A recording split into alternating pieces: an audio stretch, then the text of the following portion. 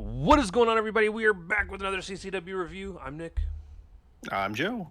and we're talking about Monday Night Raw. It's the go-home show to WrestleMania, April 13th, 2026. I See, sound excited. I'm not. Uh, way to fake it for the fans. if you're just clicking in, hang around. Don't just leave because we're not on screen. Enjoy our beautiful No, voices.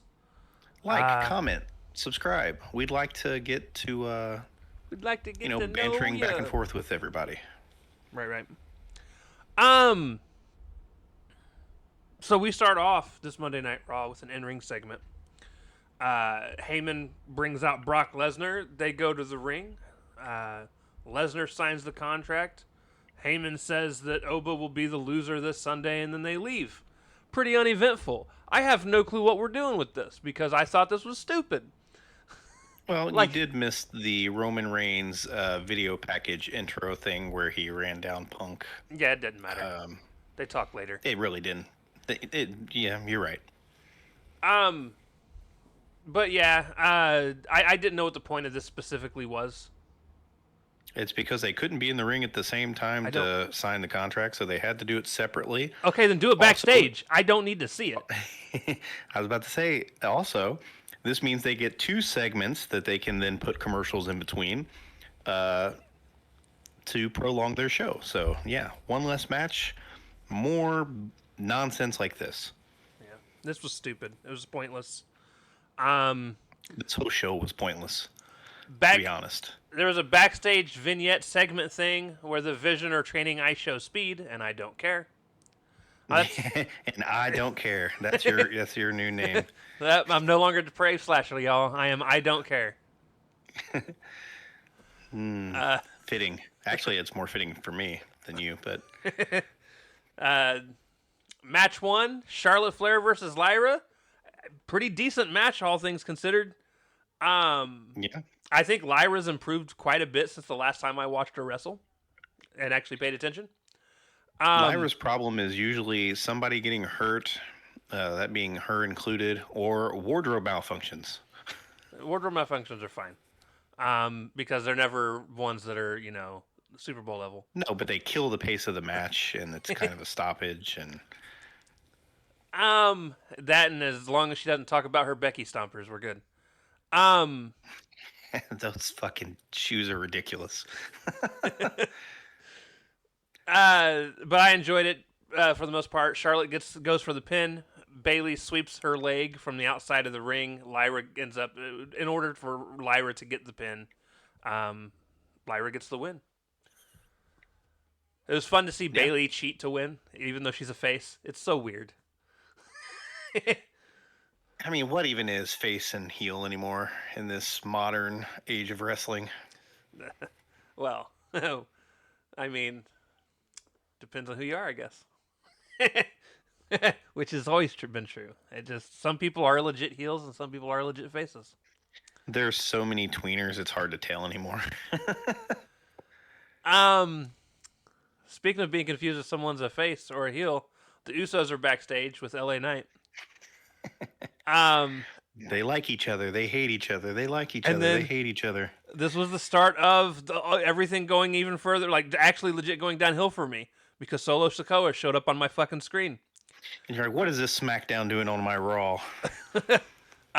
He considers the Usos an embarrassment, and LA Knight suggests having a 6-man. There was something very specifically LA Knight said that made me laugh. He said it before to somebody else, but I love when he does say it. And he said he's going to smack them back to factory setting. Yep. Love that saying. It's fantastic. Somebody needs to do that to Solo Yeah, they do. to get him back to when he was actually entertaining, I guess. You mean when Or he was interesting because he was new. when he was just a henchman instead of a fucking leader? Yeah. Well, he's still kind of a henchman as the leader of his own faction. That faction's got to be like one of the worst ever. I would agree. I hate this though. I don't want to see the MFTs on my screen.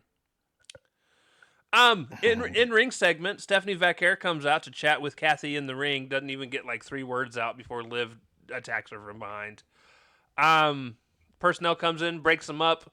Liv grabs a mic, says, "I know your mother was trash, but I didn't know she raised a little bitch." So Stephanie was like, "Oh hell nah," and she ran to the ring. Oh hell nah, bitch. And they went at it. And I like Psycho Liv. I don't like conniving, devious, like annoying Liv. But if she wants to come out and No. scream at people like this, I'm okay with Too it. bad she's got a music video now because she's Oh. trouble. Oh, I hate that music video. Oh, dude, I tried to go shit for it, and I couldn't shit long enough to get away from it. It's don't- for gooners who just want to stare at her. It's so bad. Some people shouldn't do music. Wrestlers are 90% of them.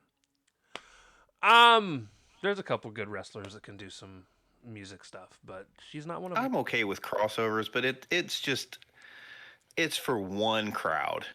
Yep. Backstage, listen, I'm also just happy Liv no longer looks like a beat up unicorn. All right? How could you tell she had bangs? Which I'm pretty sure were specifically to kind of hide her head a little bit. I would assume as much as well. But even when her head was shining through, the shiner wasn't there. So I mean, No, she's had some time. Put some ice on it, it'll be all right. we haven't seen Roxanne though. I hope she's okay. Roxanne, can we even turn on any lights because of concussion protocol? Yeah. Like we haven't even seen pictures of Roxanne. So like I saw a picture of them looking dazed, hugging each other to take the picture not long after it got done. But other than that, yeah, I ain't seen nothing. Backstage, Io says she doesn't regret fighting with her friend, or fighting for her friend, not with her friend. Later. Yeah. That's later today. Asuka walks up and says Rhea isn't her family. She said that last year you were the women's world champ, and this year you're Rhea's sidekick. And Io's like, Kyrie, please get away from Asuka. Like, she's not good for you. You don't need her. And then Asuka's like, oh, well, you two are going to have a match later tonight. And they were like, all right, I guess this is how this is going. Match 2, Usos and LA Knight versus the MFTs. Listen, I only know that LA Knight got the pinfall. I didn't watch any of this match because I had to order supplies for the office at my work. You missed nothing. That's why I focused on the ordering the supplies of my work, because I didn't care. Yeah, you missed nothing.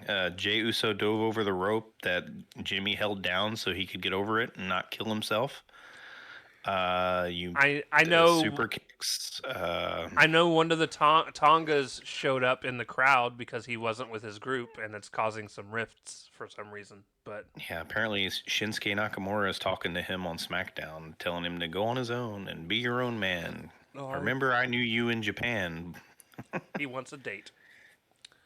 He just wants somebody else to go surfing with, I guess. We get an in-ring segment. Gunther comes in and is about to talk, and Seth attacks him from behind. Gunther walks out. Seth gets a mic, and he's like, I want answers. Be a man. Come in the ring. Tell me why this is personal for you. Gunther gets a mic and gets in the ring and is like, hey, I hate that you pretend to be the best when I'm the best. He was like, when I was the champ, you became a useless pawn for Heyman. So at Mania, I'm going to prove that you can't lace my boots. And I was like, well, that's uneventful. Well, we got a reason for the match now.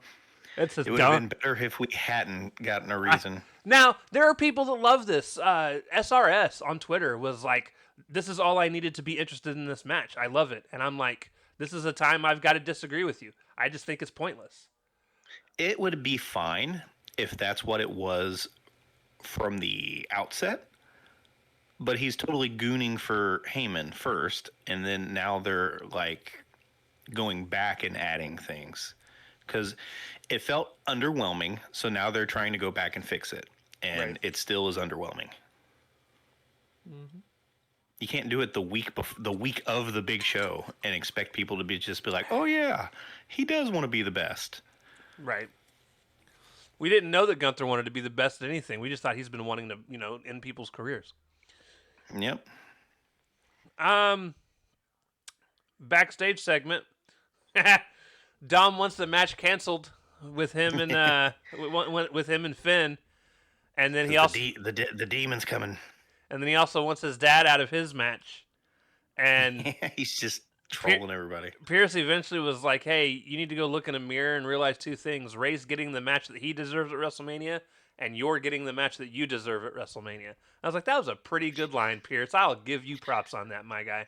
He's like, besides, Finn told me the demon was dead, so this match shouldn't even take place. Match 3, my match. I just hope it's not competitive. I hope Finn squashes Dom. He won't. Ugh, They that like Dom, bothers dude. me. Dom's the That's future of the fine. business. Is he though? Listen, I'm just saying Future what is bleak. I'm not saying it. Sports Illustrated's saying it. Bleacher Report's saying it. Bleacher Reports. Actually, I don't know who's. I know people are saying it. I'm not one of people. I just. He's got good character work. His in-ring work is awful. How can you be a Mysterio and have that bad in-ring work? Yeah. That's what happens when you're taller.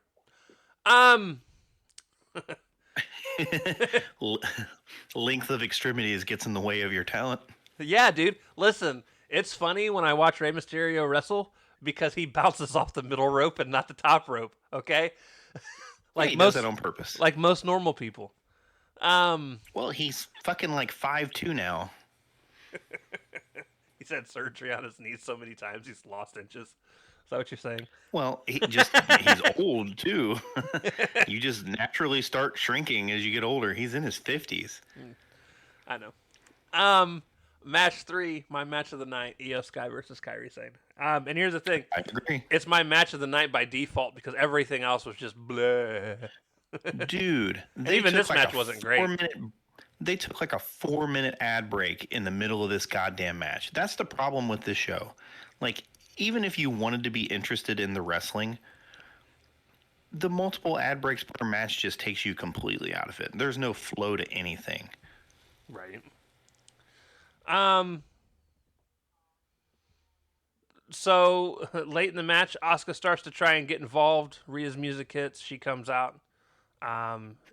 Misses a headbutt completely. Yeah, misses a headbutt completely. Is about to hit, or starting to hit the Riptide on Asuka, and then Jade comes out and hits her from behind. Which made her inadvertently hit the Riptide on Asuka. It was weird. Sky goes for a dive and takes the ladies out that are outside the ring. She then goes up to the top for a moonsault while the ref is checking on Kairi for whatever fucking reason. Asuka drops Io onto the turnbuckle, and then Sane gets a roll-up win. And honestly, the ending kind of ruined it for me. To be fair, like I thought it was a good match, and then whatever this was happened, and I was like, well, okay. I liked that Io was hanging down off the top rope, and Asuka grabbed her head and swung her into the ring post. Yeah, that was dope. But then, like when Rhea and Jade and then all that shit just kind of came together, I was just like, bleh. Yeah, it's like, hey, these people also have a match on Saturday and/or Sunday. Remember them? Right. Let's interject everybody into this one little segment. In the ring. Thing is, there's still going to be a SmackDown on Friday. Yeah. Well, the good news is half of that SmackDown is going to be the Battle Royal. So. Yeah, that's true. And the other good thing is we're not watching it. Hey, I want Danhausen to win the Battle Royal. Dude, I swear to God, if he wins, I'll watch it if he wins. I'll start watching SmackDown again. Oh, hey. Let's not go that far. We'll watch that segment. You are cursed. He's just going to curse a whole ring full of people. They're just going to eliminate themselves. It's going to be every time someone eliminates somebody, they also go over with them. It's going to be something crazy. Yeah, because he's got to get the big trophy, right? He wants the big trophy. Yeah. It's fantastic. I'm Now lying, I'm by the working, way. working myself into a shoot. I kind of want to see that now. There is nothing that could get me to actually watch SmackDown as a whole again. I agree. Minus an hour. If they leave an hour on the floor somewhere, I might consider it. We watched it when it was 2 hours and still couldn't get through it. Or bitched and complained the whole time, anyways. Those were the worst episodes. Oh, the worst. Yeah, they were. That was before all the call ups and it got better. That was before like Trick and all of them got called up. Listen. We're hearing from WWE fans that SmackDown got better. I don't trust them. It's true. That's true. That's just true. Like I don't trust AEW fans. I gotta watch the shit myself and decide if I like it or not, which everybody should be doing any fucking ways. Exactly. Don't just get on the board of one damn thing and just the other things suck. Watch the other thing. Make your own opinions. Be a person, not a puppet. Speaking of things that I did enjoy, in-ring segment, Obafemi comes out for his half of the contract signing. Listen, Heyman came out. He tried to throw some more words in there, which annoyed me because I was like, dude, we've already heard you talk tonight. We don't need. Yeah, this segment was too long. We don't need another rundown. But boy, when Oba grabbed the mic and started talking, listen, that man can go. The crowd drug out what he was saying a little too long. It felt a little disjointed to me because it was clearly a line that this man would normally not say himself, but he does have really, really good presence. He spoke clearly. He didn't just stammer through everything. So there was some conviction. I'm excited to see him go, but I don't know where this will go after all this. Well, no one does. See. That's how wrestling works. Well, I get that, but he's going to get this big win because he's going to beat Lesnar. And then he's got to figure out which show he's going to be on. And then, yeah, what the fuck happens next? He's toured the fucking industry, at least the WWE side, and still doesn't even have a home yet. Yeah. So Heyman basically says that Oba's risen to fame quicker than anyone he's ever seen. Except for Brock Lesnar. In the wrestling business, and he is the most violent man that has come through WWE since Brock Lesnar. He says, when it comes crashing down and it hurts inside. No, he didn't say that. I knew that's where you were going, though. But he did say when it all comes crashing down. The way I have it typed out, that just, dude, it triggered. That one sentence will always trigger the second sentence. I cannot help that. That was amazing. But when it does come crashing down and he gets conquered, when he needs to rebuild his career, his door will be open to Obafemi. That was great. That made my day. He just in case he needs an advocate, huh? Right. Well, Heyman, he wants to be with all the big guys. What if that's what happens? What if this is Heyman pulls a Big Show on Lesnar and sides with him during the match? He's already done that to Lesnar once. I know, it was with Big Show. And that's why I'm confused on why he's even back with Lesnar, because I don't know. I feel like, you don't just let bygones be bygones like that. Like that's one betrayal is not enough. Baby faces and wrestlers in general, not just baby faces. I was gonna say, Lesnar's not a baby face. To repeat them. he was for a time. Wrestlers are doomed to repeat the same mistakes, man. So Oba says it's taking everything to not come down there and beat Paul pillar to post. Crowd starts chanting, "Beat his ass." He said, he can't do that because the scars would heal, but the emotional ones from him beating the beast or from the beast losing will last forever. He said you have 20. Yeah. He said you have 25 years of history that says Lesnar can't lose, but I have 4 weeks of history that says he can. He said if Heyman was truthful, he'd have come down and said, "Hello, my name is Paul Heyman, and my client Brock Lesnar is scared of Obafemi." He then went on to say because he's the ruler, the bringer of war, among other names that I didn't type out because I was also trying to work. Jargon. But yeah, catchphrase. I liked the segment. He's got a really good commanding voice to him when he's trying to sound intimidating. A big, massive man with a big, deep voice.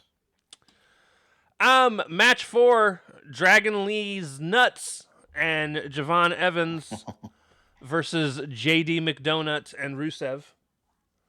The only thing that matters out of this match is after that it was over, because I don't even care who won. I listen, the faces won. Dragon Lee had a Styles Clash for the win. But post-match, Rusev just fucked everybody up. It didn't matter. Everybody. And everyone that was... Faces that came in afterwards to try to even the odds, they all got kicked in the face. It's the only time you're going to see this man on top of anything, because he's definitely not winning this match. But it was good to see. He's wrestling 5 cruiserweights in a ladder match, so you got to get his spots in now. But it was a cool thing to watch. He's gonna be out of his element come this weekend. He's not even gonna know how to climb that fucking ladder. Backstage, I misspelled Rusev's name, by the way. I spelled it Ruseve. Rusev. Rusev. Backstage, Pierce's... Listen, the one person's name that I always misspell is McDonough. Yeah, I just put JD when I was taking notes. I ain't even gonna try to spell McDonough. There's an H in there somewhere and some shit. Like, I hate his name. G. There's all kinds of letters. Backstage, Pierce is talking to someone on the phone, and Danhausen shows up and demands to talk to John Cena because he's undefeated. Yes, future Hall of Famer, the new GOAT. He's the new GOAT. And Pierce is like, well, that's not who I'm talking to, and you could talk to Cena at Mania. And he's like, yes, that's if I hope to be able to see Cena at Mania, because they can't see me. And I was like, oh, Danhausen, you were almost great with that. Pierce then goes to get off the phone, turns around, Danhausen's gone. Yep, very spooky, very evil. Very evil. Very nice. Very nice, very evil. And then we get our ending segment, and that's the end of the show. What did they talk about? Nothing. Literally nothing. They both sucked each other off. Talked about one person being a hypocrite, which he has been, and the other person also being a hypocrite. Which he has been. It's great. Okay, I did actually write down a lot of notes because I just hated it, dude. I was listening, and I hated every bit of this. Well, they took all the heat that they had previously built up and then just squashed it and removed it. What are we supposed to feel empathy for these two millionaires? No. So no. Roman comes out. Punk comes to the crowd. Punk says he came out to tell the truth. Tell me when I'm telling lies, which I'm so tired of that fucking phrase because it's all the time. Yeah, he overuses it. He said he hates Reigns because he envies him. Wrestling is the only dream that he's ever had in his heart since he was a kid. He envies the fact that it was just handed to Roman. He hates that Reigns was champ for 1,316 days, which I typed out for some reason and didn't just put the number. That's funny. That's a lot of letters there. So here's the thing. I didn't even do it in a normal way either. I put the number 1 and then typed out 1,000 and then the number 3 and then typed out 100 and then the number 16. Oh, man. That's even worse. That's still somehow worse. I don't know what the fuck I was doing. But he knows how hard Roman worked his ass off to be that great, not much.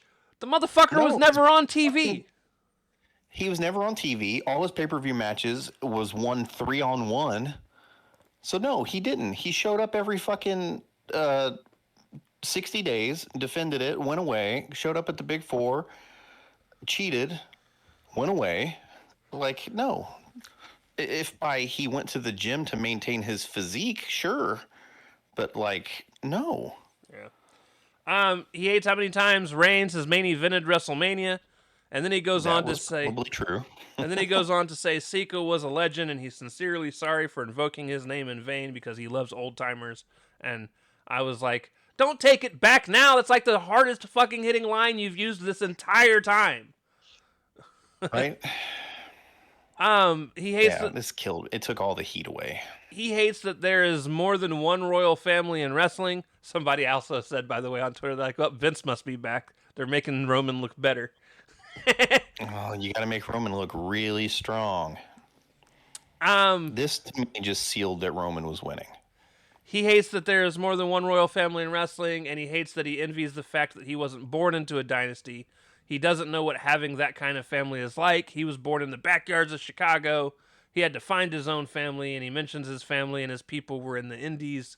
He wasn't handed anything. He busted his ass, and he said he hates that his first singles Mania headline is against Reigns, but at the end of the night, come Sunday, he's going to be holding the title over his head. And then Reigns was like, "Well, there's your first lie." He said he also hates Punk, but mostly because of how much the fans love him. He hopes that one day when he does leave, the fans will continue to cheer for him for 10 years. But on Sunday, the reality is he gave Punk 2 months to make this all relevant, and he hasn't done shit with it. He said on Sunday, we fix the mess Punk's made, and the tribal chief takes back over. I don't want any of that. I don't want a champion that's not there 90% of the time.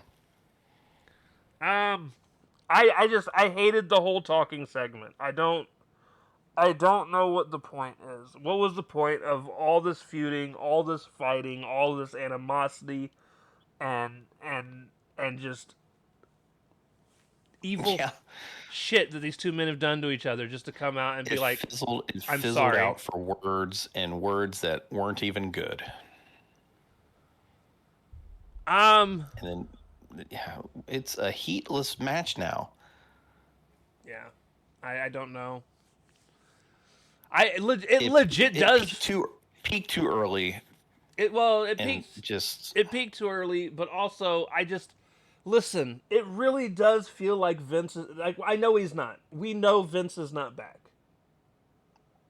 But fuck, it feels like it is with some of the shit they've been doing. Though everything going on with Cody and fucking I about said Drew because that one lasted fucking months.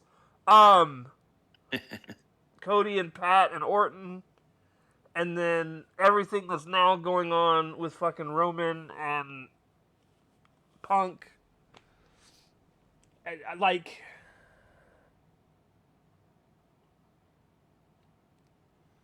I've yeah. I've never like we had talked about how bad both Dynasty and Mania's builds overall were and have been for pretty much the last month. And the one thing at least Dynasty never did was have somebody come out to say something that actually made me less interested in the match. Like, Yeah. I had a baseline for pretty much all of the matches that were happening. And they never really raised, never really lowered. They were just what they were. And a lot of that always falls into I know the caliber of matches I'm going to get when watching an AEW show. But now I can't even have the emotional attachment to get through a fucking mania of just mediocre fucking wrestling. Well, the wrestling will be better on Mania, but We fucking hope. if If the last won't 2 be to 3 commercials. years, if the last 2 to 3 years are to prove anything, there will be 2 good matches on the entire 2-day show. Hey, at least we don't get Jay versus Jimmy. Um and yeah, I don't know what Yeah, this actually made me not give a fuck at all. Like I already wasn't looking Yeah. forward to the actual match because I know how boring it's going to fucking be. But like I'm actually looking forward to it less now than I was 8 hours ago. Yeah, because they took all the heat away. There's no emotional. It's just bleh. And here we are. So, with that being said, Wednesday we've got Dynamite. I'm expecting that to suck because it's the first Dynamite after a pay-per-view. Maybe we'll get lucky and it'll be good because I'm expecting it to suck, but I don't have high hopes for that. Understandable. Then we've got Collision Thursday. I don't know if they're taping it Wednesday night or if they're doing just back-to-back nights live. I think they're going to tape it. It makes the most sense to tape it so you don't have to pay for a venue for a second night, but who knows? I'm not a billionaire. I don't have that kind of throwaway money. All right. And then we're off Friday, and then no, we're not. Friday we got to do our picks for Mania. Predictions.